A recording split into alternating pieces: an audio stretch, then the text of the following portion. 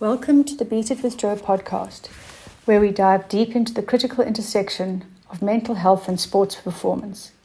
I'm your host, Jo Mountford, and I'm thrilled to have you join us today.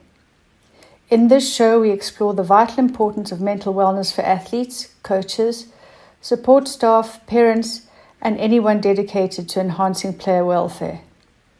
As an advanced Gazing Red2Blue coach, Gallup Strengths coach, therapist, and mindfulness coach, I interview a range of incredible guests, including professional athletes and coaches, who are all committed to this essential aspect of performance. Today, we're excited to welcome Erin Christie, a remarkable leader and captain of the South African women's hockey team, who recently returned from the Paris 2024 Olympics. With over a decade of dedicated service to her national team, Erin has faced countless challenges and celebrated triumphs, embodying what true leadership looks like. Jo has had the pleasure of working with Erin, utilizing Clifton Strengths and implementing Gazing Red2Blue strategies both on and off the field. In our conversation, Erin and I discussed the intense experiences leading up to the Olympics, the unique life inside the Olympic Village, and what the future holds post-Games. Whether you're an athlete, a coach, or simply passionate about player wellness, you're in for an insightful discussion. So grab your headphones, settle in, and enjoy our chat from the side of the hockey field. Don't forget to subscribe to stay connected. And if you love what you hear, consider supporting us by subscribing to our YouTube channel and sharing this podcast on your social platforms. So let's get started. Hi everybody, so today I have the privilege of talking to the South African hockey captain Erin Hunter, and we are going to be talking about leading up to the Olympics in Paris, then competing in Paris, and then life after Paris. So Erin, welcome and thank you for giving me your time. It's only been a month since the Olympics, so it's probably still recovery time for you. But what I'd really like to hear from you about is leading up to the Olympics. If we can focus on what sacrifices had to go into it, what commitments had to go into it, were there any pressures, expectations, the whole thing. I know a lot of your training happened in Cape Town, but maybe if you can just talk about once the teams had been selected, what the process was. Yeah, so I think, any athlete who's looking to go to an Olympics, it does change your life. In terms of most of your life then becomes focused on that goal. And if I look at it, I've been part of the South African women's hockey team for 10 years.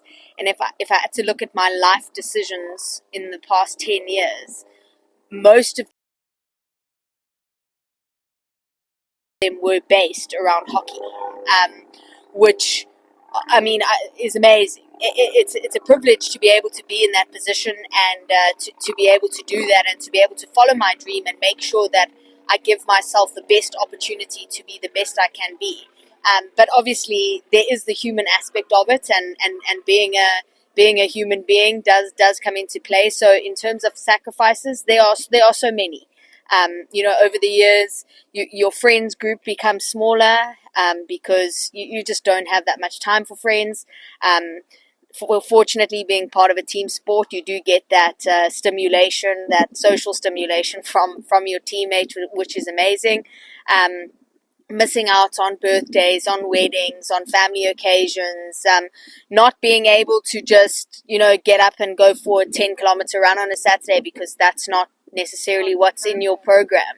I think your whole life does revolve around that goal, and particularly obviously the 4-year cycle in the build up to an Olympics, that becomes your massive focus period. But it's an incredible thing to be a part of, and it's a huge privilege to be able to be in that position. I think once the team is announced, it then all becomes focused on those players. So, it's a very sad process for some, because some people aren't a part of that team, and there's obviously that emotional connection that you have to those players who no longer are going to continue the journey with you. There's that emotional feeling. Plus, on top of that elation of the fact that hey, you're gonna reach your goal. So there is a lot of emotions associated with that, but as a team, it's about focusing on the players that are going to go forward and making sure that you are doing everything possible to be the best you can be, and with that comes a lot of sacrifices. And Erin, so much is that we see as public is game day, and it all looks just so rosy and incredible and amazing. What we don't see, and I think would be important to maybe mention if it did happen, things like people suffering with injury, the fear of injury. How much do I push myself in practice leading up to an event like the Olympics? Then there's the fear of burnout. Again, like you've got to push to your absolute limits to reach your peak. And what what if I hit burnout? So it's I suppose trying to, you've got to trust your doctor, Wayne, and your fitness people, but injury can happen anywhere at any time. Did it happen to anyone on the way? For sure.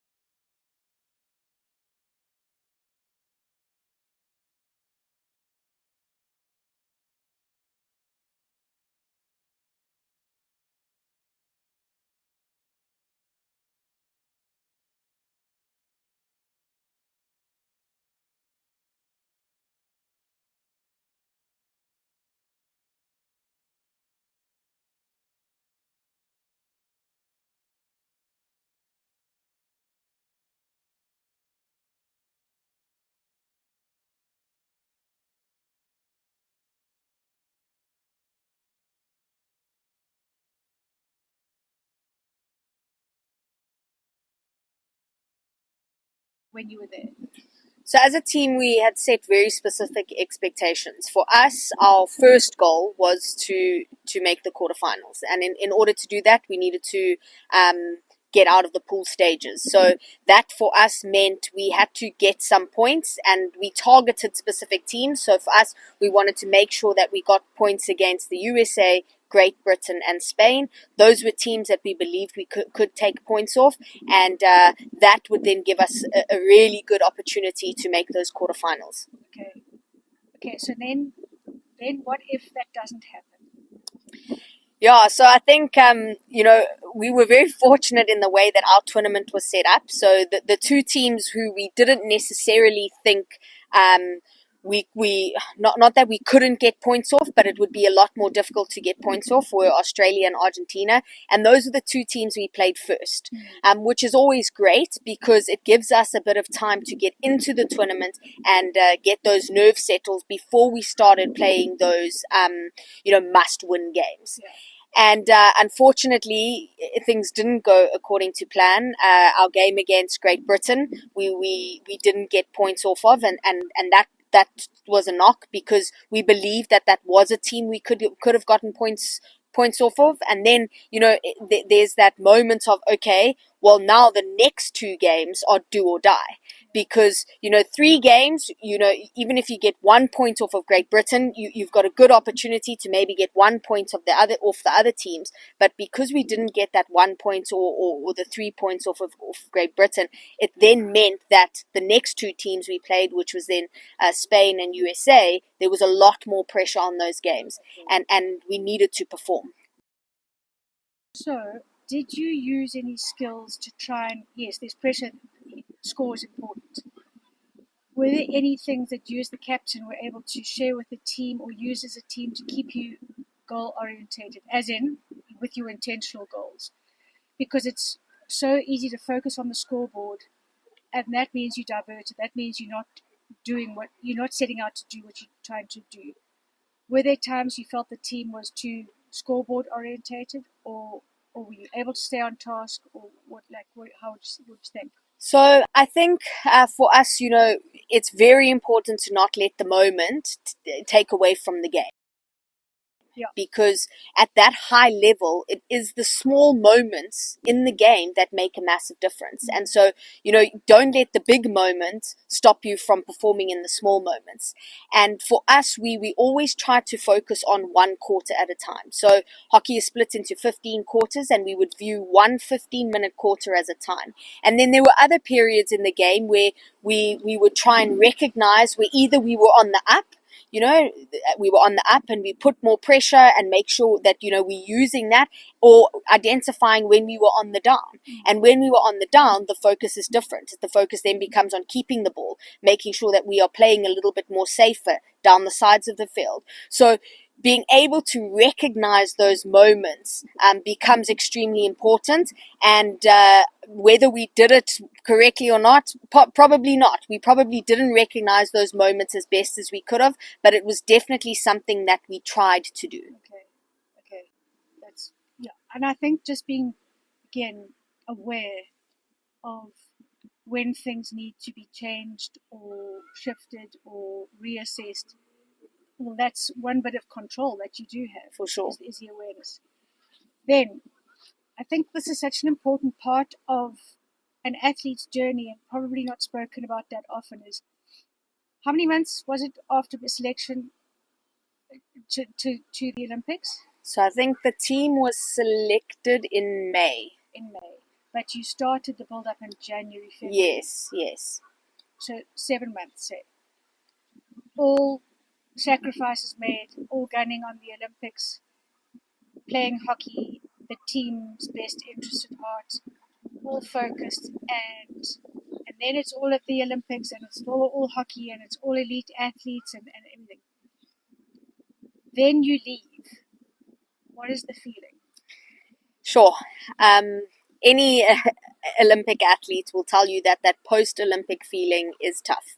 There's a ex-national hockey player, New Zealand hockey player, Brooke Neal, who wrote a Dear Olympians letter, and she put it on Instagram, which is just phenomenal because it does capture the feeling that a lot of Olympians do feel. It's the sense of, those that did achieve, it's now coming down. Those that didn't achieve, it's the disappointments that come with that. And it's just realizing, you've gone to the Olympics, you're an Olympian, you're on this big stage, you're a superstar, and then coming back down to earth and just being a normal person again. And just being part of the crowd and, walking around in the streets doing a normal job. Yeah. It's a difficult thing to come to terms with, for sure. And, friends and family that are with you, they notice it. I know my husband, picked up on it, and it's difficult for them to understand, but they try and obviously support you through it. But it's a very strange feeling. It's the best way I can describe it. It's a very strange feeling. So, do you think it would be helpful if you prepared for that? Because I've heard that post-competition, there's actually a feeling of depression where you're not sure about your purpose. The people that you come back to, they weren't there, so they don't get it. Yeah. And it's like, I'll share it with you, but you won't get it. So it's like, you don't really want to share what's on tour, stays on tour stuff.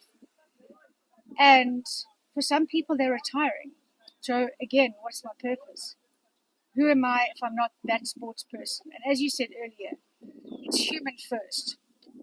But coming back from a big tournament, that human was left behind a while ago, wasn't it? Because it was really about being that sports person. So do you think if there was any time in the day to have prepared for the after, it would have been helpful at all? Yeah, for sure. I think, it's not that you don't expect to feel that way, because for me, I've been to big tournaments before and I've had that after feeling. So in my mind, I know it's coming, and people do know it's coming. How to prepare for it, I actually don't know, because how do you go from, as you mentioned, everything headed towards this one thing, and now it's over, and it's about restoring that balance and becoming a person again, and not that athlete as you have been for the past 7 months. Yeah. And I suppose it's being okay with the boring. It's kind of expecting that it's going to be boring, and it's okay that I'm not training 8 hours a day. Yeah. And it's okay that I'm just going to gym for 1 hour, and that's a small victory, as pathetic as it may sound to an elite athlete. But in preparation, knowing that maybe I'm going to take time off, although for those in a non-professional team, you have to get back to work. Yes, yeah. So, but I'm wondering if some level of preparation and warning, and maybe sharing, as that athlete did share, this is my experience, what's yours? And I think it might be feeling less alone. Yeah, I think that was an amazing thing. I mentioned the post by Brooke Neal, and she posted that post Tokyo. She wasn't in Paris, but I found it quite incredible that after Paris, athletes were sharing that same post again. And you just see a whole bunch of athletes sharing that post, and again, as you mentioned, it's just then that feeling of, okay, guys, like, we're in this together. So just as we were in it together at the Olympics, and we were in this environment of high performance athletes, the post Olympic feeling is normal, because other athletes are feeling it too. And I wonder if it would be helpful to come back and sit down and reassess goals.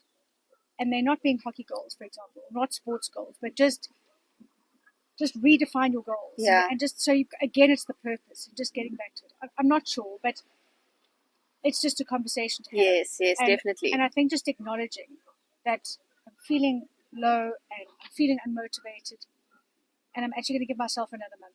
Yeah. And then, but you've gone back to training on some level. Yeah, so I've mixed it up a bit. So I'm playing a bit of tennis. I'm trying to I'm trying to do things with my husband, because so much time was spent away from him. So now we're trying to find things that we can do together. So we've been running together. We've been playing tennis together. I've actually started CrossFit. So just, because it was so funny. I didn't know what to do in a gym because I'm always stuck to a gym program. Exactly. Do this, do this, do this. And I thought the gym terrified me because I didn't know what to do if I didn't have a program. So I did some research and I joined a CrossFit gym just so that, I was in a community and I was being told what to do in terms of workout. So trying to find other ways to stay active and get that physical stimulation, which is so needed, but that is different, so that you can enjoy other things that perhaps you couldn't enjoy beforehand. Staying fit, staying healthy. And it's probably just like a holistic process to staying fit and healthy. And because I'd imagine being as fit as you were is a really cool feeling, and you don't want to lose that. Yes. Yet you're also tired, and your mind and body needs time to recover. And you need to get back and give back to the people that have supported you that long time, like your family and your husband. Erin, thank you so much for your time and for your input. And I'm sure many athletes will appreciate your story. And thank you. I appreciate you. Thanks, Jo. Thanks so much. Pleasure. Please be advised that this podcast discusses topics related to mental well-being, personal experiences, and societal issues. The views and opinions expressed by the host and the guests are personal and may not reflect the views of everyone in the community. While we aim to inspire and support, please remember that individual experiences with mental health and sports can vary significantly. If you or someone you know is facing challenges related to mental health or requires support, we strongly encourage seeking professional help. Thank you for joining us on this journey, and we hope you find motivation and encouragement in our conversations.